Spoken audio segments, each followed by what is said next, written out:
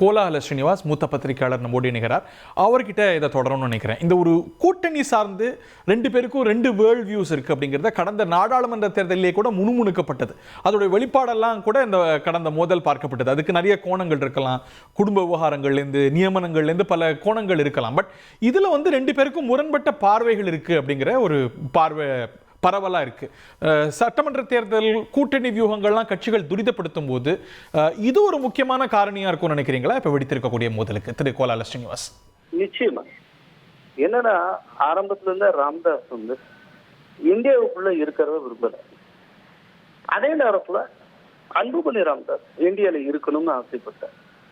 அதுல என்ன ஒரு முக்கியமான விஷயம்னா, இந்தியாவில் இருப்பது அன்புமணி ராமதாஸுக்கு நல்லது, ஆனால் கட்சிக்கு நல்லதல்ல அப்படிங்கிற ஒரு விஷயம் இருக்கிறது.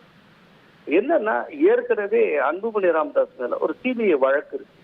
அவர் இதுக்கு முன்னால சுகாதாரத்துறை அமைச்சராக இருந்தவர். ஹரியானால ஒரு மருத்துவக் கல்லூரிக்கு அனுமதி வழங்கிய தொடர்பான ஒரு வழக்கு இருக்கு. அதனால என்டிஏல இருக்கிறது தனக்கு பாதுகாப்பு என்று அன்புமணி ராமதாஸ் நினைப்பதற்கு நிறைய வாய்ப்பு உண்டு. ஆனா அதே நேரத்துல கட்சியை அது வெற்றி பாதைக்கு கொண்டு போகவில்லை அப்படின்னு ராம்தாஸ் நினைக்கிறார். அதனால இந்த தடவை ஏதேனும் லைனை சேஞ்ச் பண்ணி ஆகணும் அப்படின்னு அவர் பார்க்கிறார். அது டிஎம்கே கூட்டணிக்கு உள்ள போறதுக்கு முயற்சி பண்ணா, இல்லாட்டி ஏடிஎம்கேயோட ஓட்டலாம். ஒருவேளை ஏடிஎம்கேயும் என்டிஏவுக்குள்ள வந்தா அப்போ அதனை ராமதாஸ் ஏற்றுக்கொள்வதற்கு தயாராக இருக்கலாம். அல்லது ஏடிஎம்கே பிளஸ் என்டிஏ அப்படிங்கிற மாதிரி ஒரு கூட்டணி வந்தார், அப்போ ஏடிஎம்கே கூட்டணிக்குள்ள வருவதற்கு ராமதாஸ் தயாராவார். ஏதோ ஒரு விஷயம் இது டோட்டலா கூட்டணி சார்ந்த ஒரு கணக்காக இருக்கிறது. இப்பவே பாத்தீங்கன்னா என்டிஏல இப்போ இன்னைக்கு வரைக்கும் அபிஷியலா என்டிஏவுக்குள்ளதான் பாட்டாளி மக்கள் கட்சி இருக்கு.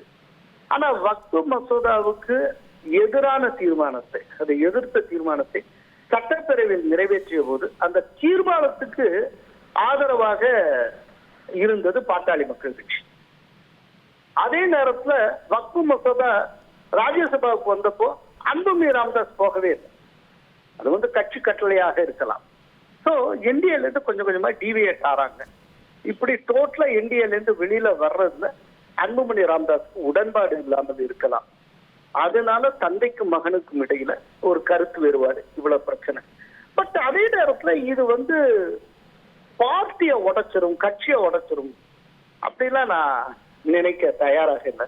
இதுக்கு முன்னால இதை காட்டிலும் ரொம்ப ஷார்ப்பான ஒரு டிஃபரன்சஸ் அதனால ஏற்பட்ட பிளவுல யூபியில சமாஜ்வாதி பார்ட்டியில பார்த்திருக்கோம். முலாயம் சிங் யாதவுக்கும் அகிலேஷ் யாதவுக்கும் இடையில ஏற்பட்ட அபிப்பிராய பேதம் நாடறி. எலெக்ஷன் கமிஷன்ல போய் தான் எது சமாஜ்வாதி கட்சின்னு உறுதியாச்சு.